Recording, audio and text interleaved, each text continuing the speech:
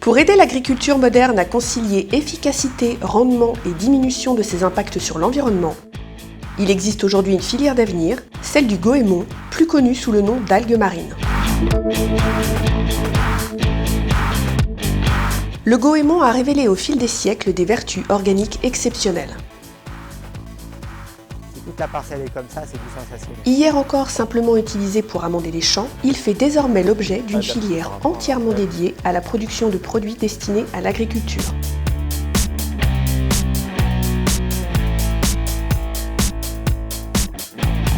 Pour en savoir plus, nous sommes partis à la rencontre des différents acteurs de cette filière. De la récolte du goémon, en passant par la transformation, l'expérimentation et l'utilisation du produit fini, découvrons ensemble comment l'algue est devenue une solution d'avenir pour le monde agricole.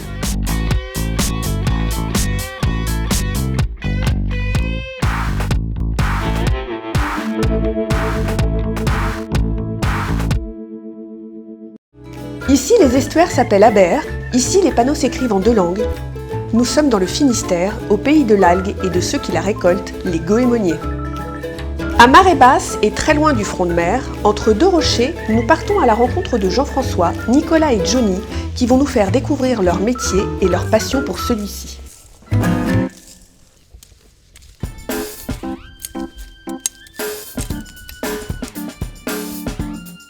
Le métier, c'est souvent de famille, c'est génération en génération, parce que pour moi, à titre personnel, faire le métier sans rien connaître, c'est très difficile, quoi. On a les récits de nos anciens qui nous racontent comment ils ont travaillé. Donc ça, quand on est jeune, ça nous fascine.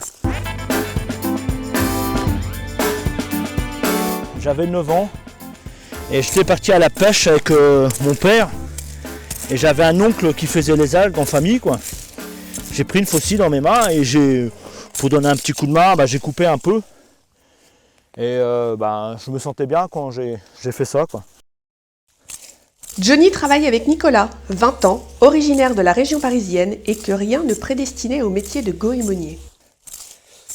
Dans la famille, j'avais personne qui connaissait le métier. Donc j'ai commencé le 11 mars 2013. L'une des pires journées de ma vie, on va dire. Et c'était temps froid, la pluie. Ce qui m'a le plus attiré dans ce métier, c'est la nature en premier lieu. Parce que c'est merveilleux, c'est un cadre que je ne connaissais pas. Puis voilà, travailler à côté de la mer, c'est relaxant et puis ça fait du bien. Je trouve que c'est un merveilleux métier, malgré sa difficulté. Même si ça dure 2, 3, 4, 5 ans. L'important, c'est d'aimer ce qu'on fait. En plus de mon métier de goémonier, je suis devenu courtier. J'achète les algues à mes collègues et je fais le transport pour les livrer à Saint-Malo. Le goémon, c'est comme le poisson, ça se livre frais.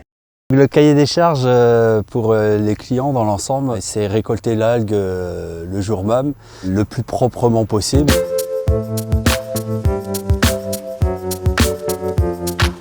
Si autrefois tout le monde pouvait ramasser l'algue et la vendre, désormais la profession est encadrée. Johnny et Jean-François travaillent en collaboration avec l'Ifremer et veillent à la maîtrise de leurs ressources. Je coupe actuellement de l'Ascophyllum. De l'Ascophyllum nodosum, exactement en termes scientifiques. Le fait de travailler avec les scientifiques, on devient plus ou moins scientifique aussi, on apprend beaucoup de choses. C'est comme un arbre, et normalement chaque flotteur c'est une année. Donc là, 1 an, 2 ans, 3 ans. Ah, j'en ai un, mais alors? C'est l'appareil reproducteur de l'algue. Et quand on perce, normalement il y a un liquide qui sort. Et souvent au printemps, en avril, courant avril, ça se détache de l'algue. Et une fois qu'elle s'est détachée, c'est-à-dire qu'elle s'est reproduite, quoi. La ressource n'est pas inépuisable. Quand j'embauche un jeune comme Nicolas, la première chose où j'insiste beaucoup, c'est la longueur de coupe. La racine est là, le caillou est là. Et voilà, à peu près entre 20 et 30 cm. Et ça va favoriser la repousse.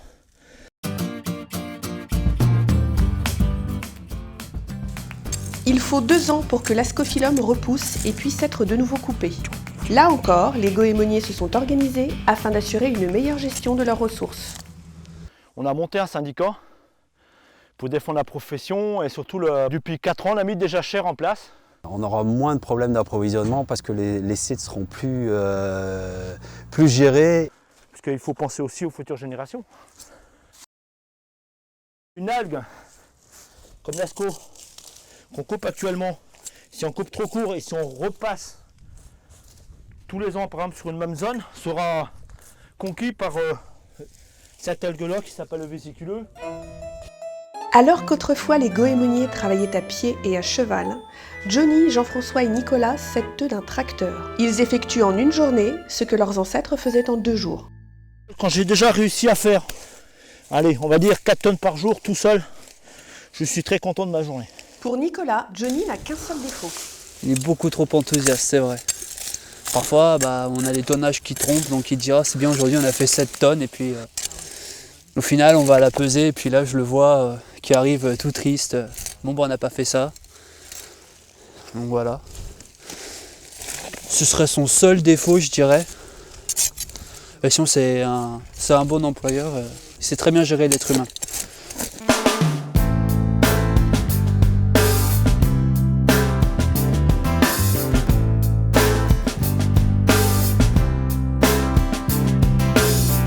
Après 5 heures de labeur au milieu des rochers et une remorque de tracteur bien remplie, c'est l'heure maintenant pour nos 3 goémoniers de se rendre sur une plage où sera stockée la récolte du jour.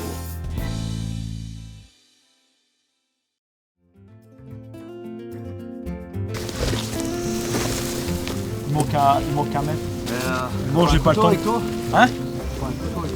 C'était un couteau pour couper le saucisson. Ah, ouais, c'est couper, diminuer la longueur et élargir.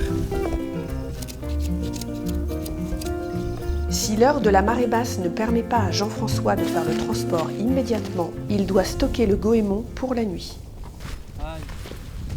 Bon, il faut que je vise le milieu. Ouais, je vais te guider.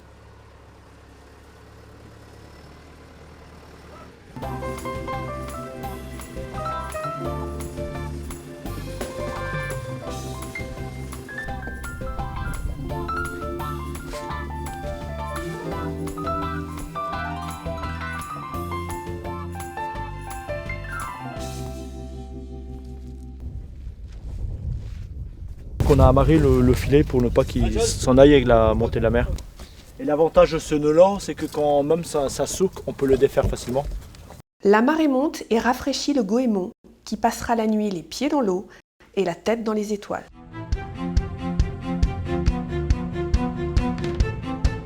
Le goémon récolté sur les côtes du Finistère prend alors la direction de Saint-Malo, à 239 km de là.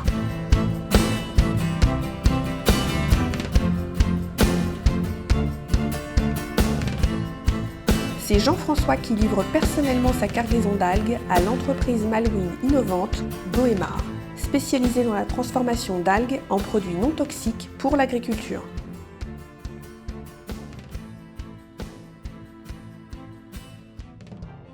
À peine arrivé à l'usine, la cargaison d'algues va être notée sur 10. Jean-François, accompagné de collègues goémoniers, attend avec impatience le verdict de Yannick, directeur de la production. Là, je mettrais au moins 7 ou 8. Quoi. Pour moi, ça vaut 7. Quoi. Globalement, c'était de se dire de 0 à 4, c'était pas bon du tout. 5 à 7, c'était bon dans la norme. Et 8, 9, 10, c'était vraiment du top. Quoi. Le premier truc qu'on arrive tout à l'heure dans l'odeur, on le sent. On le sent tout à l'heure, c'est pour ça que je dis 7 ou 8 facile, parce qu'on le sent à l'odeur, ça a une bonne odeur. Un goémon de mauvaise qualité entraînerait une production moindre. La qualité et la fraîcheur des algues livrées sont donc déterminantes pour sa future transformation. Quand nos algues arrivent, elles arrivent déjà avec un cahier des charges. L'objectif ici, à l'entrée de l'usine, c'est une sorte de course contre la montre pour être conservateur des principes actifs de l'algue fraîche, pour qu'on en retrouve l'intégralité dans le produit fini, au niveau du bidon livré à l'agriculteur. Yannick poursuit la visite de l'usine en compagnie des goémoniers qui découvrent le processus de transformation de l'ascophyllum. L'algue doit d'abord être rincée à la main, puis soigneusement triée. L'asco. Et ça, c'est une variété de fucus. Nous, on garde uniquement celle-ci. Tout ce qui est cailloux, tout ça, pareil, on élimine le gros, quoi. Un enchaînement de broyage et de rinçage aboutissent à la transformation de l'algue en 2 liquides distincts qui serviront de base aux produits fabriqués par l'entreprise Goemar et destinés à l'agriculture. Donc ça c'est la crème d'algue, on va faire passer. Et ça c'est le filtre à d'algue, donc on sépare le liquide du solide. La crème et le filtre à d'algues sont ensuite stockés dans des cuves. Plusieurs centaines de milliers de litres sont disponibles pour doser avec d'autres produits non toxiques les bidons d'activateurs de croissance mis au point par l'entreprise. La rencontre se poursuit autour d'une table. La présence des goémoniers à l'usine ce jour-là n'est pas le fruit du hasard. Yannick souhaite optimiser avec eux l'approvisionnement de cette matière première naturelle, car les besoins de l'entreprise augmentent chaque année. Les goémoniers s'adaptent aux demandes de l'entreprise, tout en rappelant que certaines périodes sont plus favorables que d'autres à la récolte de l'ascophyllum. Il est préférable par exemple d'éviter les périodes de reproduction, mais aussi les périodes de pousse, afin d'optimiser les quantités récoltées chaque année sur les plages du Finistère. Les goémoniers et l'entreprise établissent alors un planning annuel. Sans goémon, c'est toute la filière qui serait perdante. Yannick et les goémoniers travaillent donc main dans la main afin d'assurer à l'entreprise un approvisionnement linéaire en crème d'algues tout au long de l'année. Chaque année, l'entreprise innove avec la mise au point de nouveautés dans la gamme des physioactivateurs et des produits de biocontrôle qui protègent les plantes des agresseurs quels qu'ils soient. Nous avons eu 2 innovations produites en 2013. Un physioactivateur qui va permettre une meilleure utilisation des engrais apportés au sol en s'appuyant sur les mécanismes naturels de la plante pour extraire les minéraux du sol, ce qui permet plus d'engrais pour la plante, moins rester dans le sol et moins dans l'eau. Et cet engrais supplémentaire s'exprime en rendement. Donc on l'utilise aujourd'hui sur céréales et il sera proposé l'année prochaine sur colza également. Et puis un produit de biocontrôle, ici sa version fruits et légumes, qui permet une bonne protection des pommes, en particulier contre la tavelure, sans résidus. Pour innover encore plus, la société a inauguré le 5 juillet dernier un nouveau bâtiment qui accueille un laboratoire flambant neuf et entièrement dédié à la recherche sur le goémon. Nous avons aujourd'hui les moyens d'une ambition internationale et environnementale renouvelée. Parce qu'on ne gagne jamais seul, le succès de Goemar est aussi celui de nos partenaires. Beaucoup de succès à votre entreprise. Merci. Un beau fleuron du pays de Saint-Malo.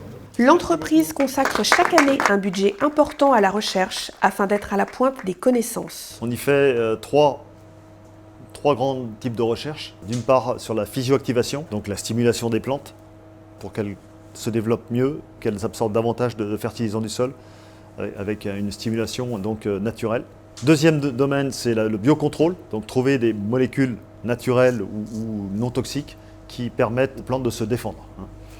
Et la troisième, c'est la nutrition innovante, qui consiste à trouver des méthodes novatrices en termes de nutrition pour les plantes, de façon à toujours pareil, produire plus et mieux. Nous retrouvons Hervé, technicien dans la serre du laboratoire. Ici, on a du blé qui a été semé le 1er juillet. Ça a bien levé. C'est parti. On va essayer plusieurs produits différents qui sont tous issus de l'algue Ascophyllum nodosum. Grâce à une chambre de pulvérisation, Hervé peut faire divers tests en appliquant exactement la même quantité de produit sur ses pousses de blé. On va faire la préparation de la solution. Voilà la gamme de produits qu'on va essayer et j'ai plusieurs modalités à mettre en place. Et donc là, on va prélever la modalité numéro 3. Hop.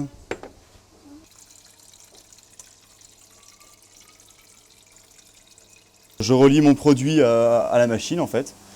Je le mets sous pression. On peut se dire, voilà, on va pulvériser 8 secondes ou 10 secondes le produit sur les plantes. Et avec des produits différents à chaque fois. Les blés testés sont tous les mêmes. Je vais faire un amorçage. Ça va durer 12 secondes. La quantité pulvérisée est rigoureusement identique, seule la composition de chaque produit testé diffère. Hervé pourra donc analyser l'efficacité de chacun en observant la réaction sur les blés traités. Puis on va emmener ça en serre. Pour élargir son champ d'action et couvrir un maximum d'espèces végétales, la recherche se fait sur différentes variétés de plantes. On est à côté du phytotron de croissance où on fait des essais sur les physioactivateurs, sur la croissance des plantes.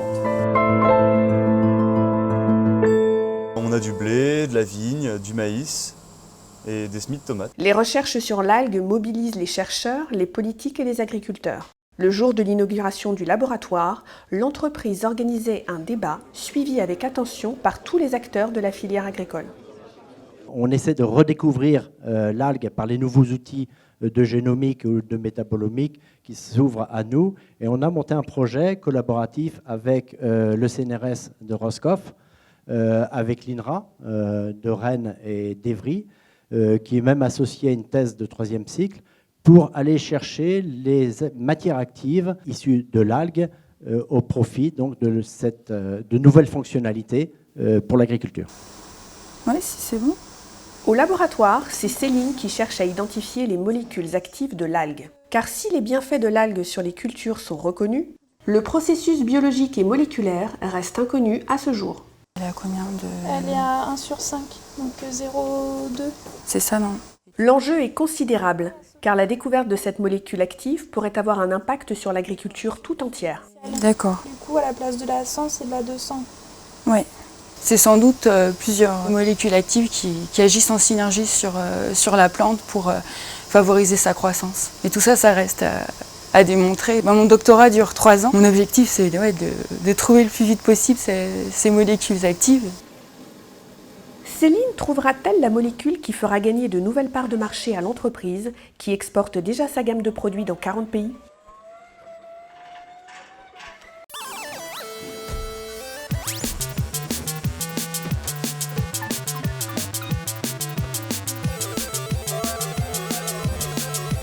C'est pas là, tu pars dans le 62.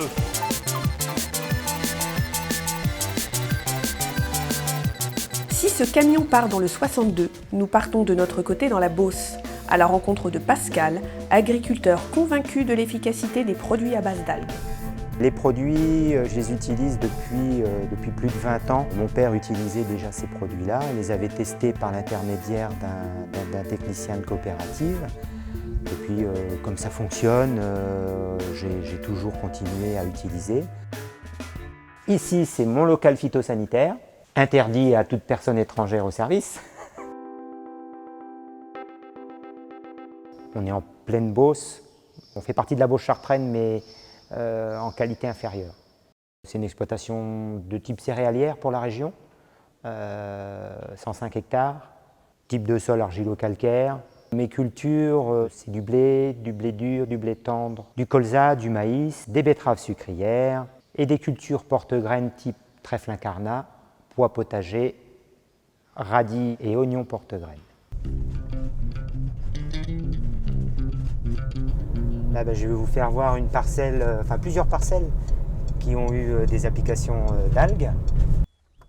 On est arrivé, culture d'oignons porte-graines, très gourmande en intrants. Là, pour cette année, on va plutôt partir sur une récolte fin août. Juste à ce stade-là, je fais une application d'un produit aux algues qui va permettre en fin de compte de faire fructifier, on va dire, d'essayer de faire fructifier toutes ces têtes. La deuxième application, je la fais, elle a été faite la semaine dernière. Là, c'est vraiment juste avant la floraison et c'est pour éviter justement qu'on ait des avortements au niveau des fleurs. On est au tout début floraison de la plante et on commence à avoir des insectes pollinisateurs qui arrivent. Et ce qui est important à cette époque-là, c'est justement de stimuler au maximum la plante pour éviter qu'elle ait le moindre stress et qu'elle nous fasse le maximum de fleurs viables, donc pas d'avortement. Et qui dit pas d'avortement dit beaucoup de graines à l'arrivée. Pascal enregistre précisément chaque application de produits à base d'algues sur ses cultures, dans le but de réduire au maximum les traitements inutiles. Là, je vais enregistrer une intervention qui a été faite la semaine dernière sur mes oignons porte-graines. Donc c'est un fongicide plus un produit à base d'algues. Et là, on est à jour. Mon grand-père, il me disait, on n'hérite pas de la terre de nos ancêtres, on l'emprunte à nos enfants. Il faut essayer, par le biais des engrais organiques, d'éviter le tout chimique. C'est la bonne solution. On sait que c'est efficace, que ça marche. Ça ne coûte pas plus cher. Ce qui est intéressant, c'est justement avec des produits de biocontrôle, on sait qu'on va sortir notre pulvée, mais que la nature, elle sera préservée, quoi. Donc ça, c'est une bonne chose. Produit 100% naturel, c'est quand même bien. Pascal tient à nous montrer l'efficacité des produits à base de goémon et notamment de l'activateur de croissance qu'il utilise sur ses pois potagers. Les algues sur les pois potagers, ça permet d'avoir une meilleure alimentation de la plante, un nombre d'étages de fleurs plus important. Un pied comme celui-ci, on a un étage, 2 étages, 3 étages, 4 étages, 5 étages, 6 étages, 7 étages. Ça, c'est...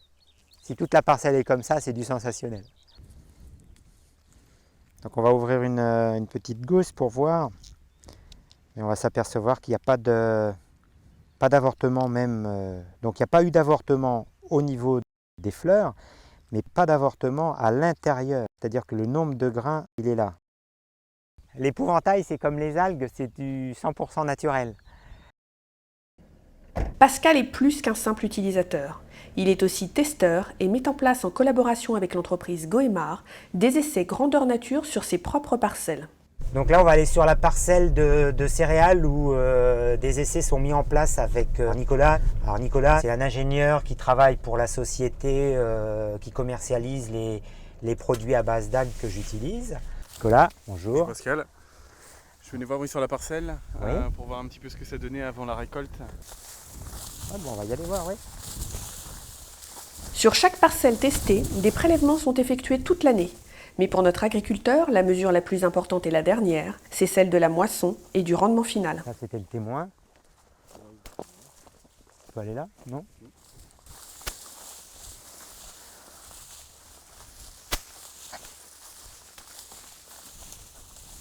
Globalement, je pense que le potentiel de la variété, voilà, le potentiel de la variété est là. D'un point de vue maladie, on voit que c'est plutôt sain quand même. Oui, oui. L'impact de la fusariose est minime. On a de beaux épis qui prévisionnent une bonne moisson et un bon rendement au final. À voir effectivement au niveau de la récolte, ce que ça va donner d'un point de vue rendement. La dernière vision des choses entre l'aspect prélèvement et l'impact visuel sur l'aspect racinaire, mais aussi sur les observations d'un point de vue teneur en éléments. Et donc là, le rendu final de l'impact de l'algue sur le rendement final. C'est important pour nous d'avoir deux visions des choses. Une vision, on va dire, purement en relation avec les coopératives, par exemple, dans des essais bien cadrés, millimétrés, de façon à avoir une réponse de ce qu'apporte l'algue sur telle ou telle culture. Mais c'est important aussi pour nous d'avoir une vision, on va dire, la vraie vision, celle de l'agriculteur, avec son terroir, avec son climat, avec tout ce qui fait sa spécificité au niveau de son exploitation, de façon à mesurer sur des grandeurs beaucoup plus importantes, 1 ou 2 ou 3 hectares, de façon à justement vraiment avoir dans des conditions vraiment naturelles comment se comporte l'algue et quels bénéfices l'agriculteur peut en avoir, que ce soit d'un point de vue nutrition ou d'un point de vue protection sur sa culture. Et la collaboration avec des agriculteurs tels que Pascal justement font que derrière, ça nous permet de pouvoir leur proposer des produits adaptés par rapport à leurs réelles problématiques, quel que soit le type de culture. À l'horizon 2018, Pascal et l'ensemble du monde agricole devront réduire considérablement leur consommation d'engrais chimiques et de produits phytosanitaires. Le goémon est à n'en pas douter l'une des solutions de demain pour garantir au monde agricole la double performance économique et écologique.